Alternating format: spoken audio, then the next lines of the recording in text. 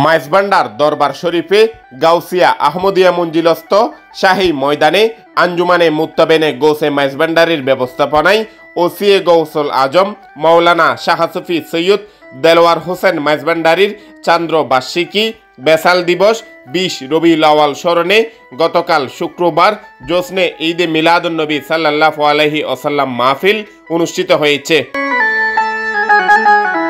মাহফিলে সদারত করেন গাউসিয়া আহমদিয়া মঞ্জিলের সাজ্জাদান শিন আঞ্জুমানে মুত্তাবেনে গৌসে মাইজভান্ডারি কেন্দ্রীয় নির্বাহী পরিষদ সভাপতি আলহাজ শাহ সুফি সৈয়দ আহমদ হুসাইন শাহরিয়ার মাইজভান্ডারি ও কেন্দ্রীয় নির্বাহী পরিষদের সহসভাপতি আলহাজ শাহ সুফি সৈয়দ সাজ্জাদ হুসাইন সুহেল মাইজভান্ডারি।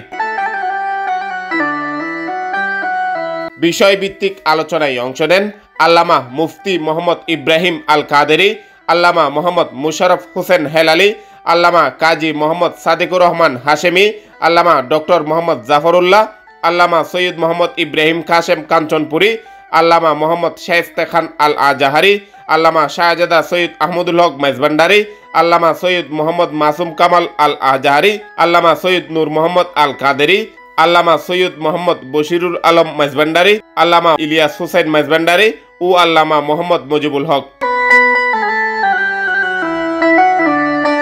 মাহফিলে আওলাদে খুলাফায়ে গৌসুল আজম মাইজভান্ডারি সহ দেশবরেণ্য উলামায়ে একরাম উপস্থিত ছিলেন।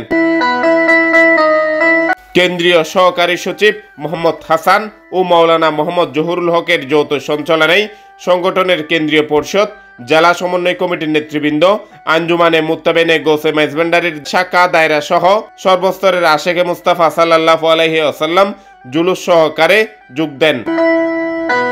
পরে মাওলানা মোহাম্মদ উসমান গনি মিলাদ ও মোনাজাত পরিচালনা করেন। আহমেদ এরশাদ কুকন, দৃষ্টিতে বাংলাদেশ।